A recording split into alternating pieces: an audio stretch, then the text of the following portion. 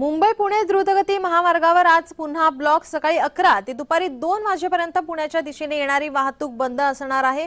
वाहतूक आता आज ब्लॉक ठेवण्यात आलाय। 11 ते दुपारी 2 या वेळेमध्ये पुण्याच्या दिशेने येणारी वाहतूक ही बंद असणार आहे। मुंबई पुणे द्रुतगती महामार्गावर आज पुन्हा ब्लॉक घेण्यात आला। आपले प्रतिनिधी रोहन कदम आपल्यासोबत फोन लाईनवरून जोडलेलेच आहेत। रोहन, या संदर्भात काय अधिकची माहिती?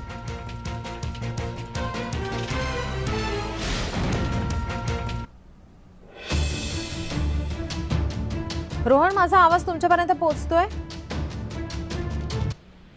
नक्कीच, खरं तर गेल्या काही दिवसांपासून आपण सातत्याने पाहतोय की मोठ्या प्रमाणामध्ये एक्सप्रेसवेवरती ब्लॉक घेतले जात आहेत। आजच्या दिवशी देखील अशाच प्रकारचा ब्लॉक जो आहे फिट करण्यात आलेला आहे।